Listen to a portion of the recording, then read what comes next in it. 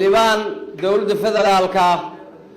oo muddo badan kula soo shaqeeyay 4 sano ee joogtay kula soo shaqeeyay jacayl dalka wanaagiisa nahay tixgeli intaan oo meesha fadhisa codsigooda tixgeli Axmed Madow xabsiga ooy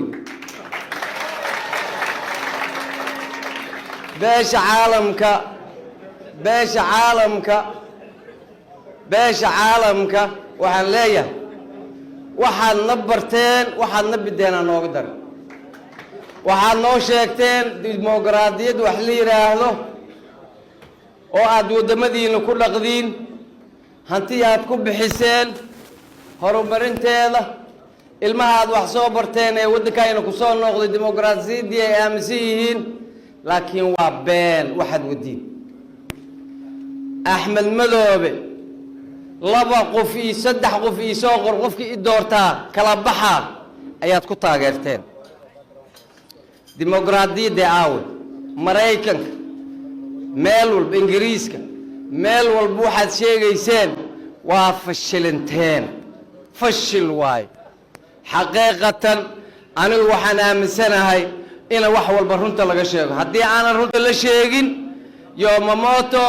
iyo James Iswaan waxay cadaadis ku saareen dawladayna iyo madaxdayna nin la yiri laba qof saddex qof iyo soo qor qofkii dooranaan kala baxaya farmaajo taasoo sameynaya baldiida hadana idig bal taas hadii la sameeyo hadiidaano bari ay leeyihiin si Soomaali dhabarka ugu goodo annagoo intaan aan mareyno meel walba u tagayna si ay doorashada ugu qabanayso cadaalad xamo ku jirto inay yiraahdeen inay rabaan annagu dad wax bartibaanahay dad wax fahansanaanahay dad aragtideeda lahaanahay waxa aan ugu wadiin beesha caalamka inaga dhaafo Soomaaliya waa qaan gaadhi 60 sano ay gaadhi Axmed Madow iyo daniba barasharkiina ay ku yimaadeen wallahi aniga hadaan ahaan lahay kuma imaadeen waayo anigu safiiran ku aqaana Yamamoto safiiran u aqaan James Iswaan safiiran u aqaan safiirkana waagi dawladayna xayigeeda ay jirtay waa la daba kici jiray security aan daba dhigi jiray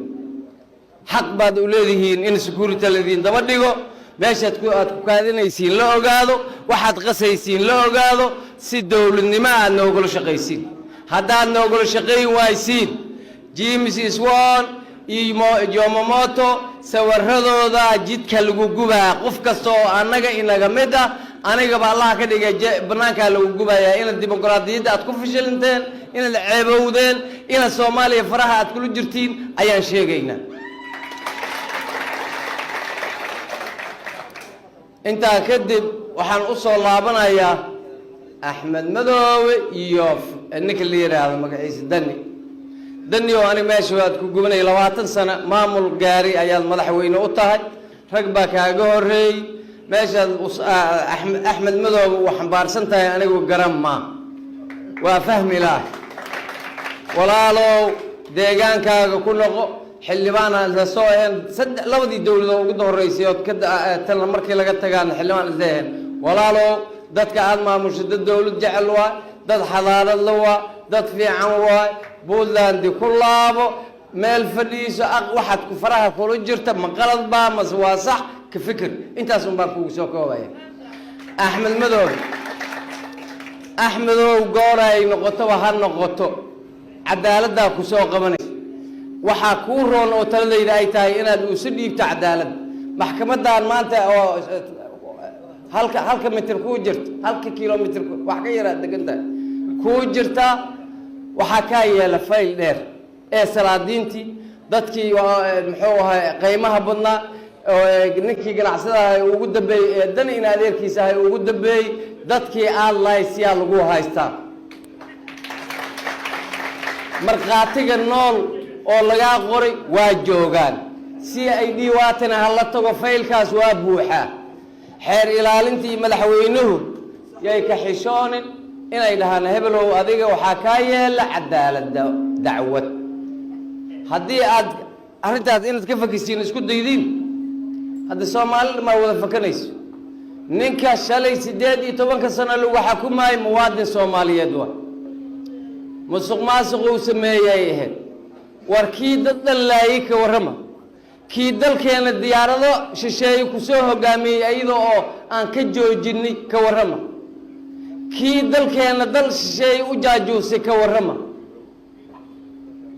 axmed madoobe intaasoo ku sifoobay marka uu didkii owlaay laga reebo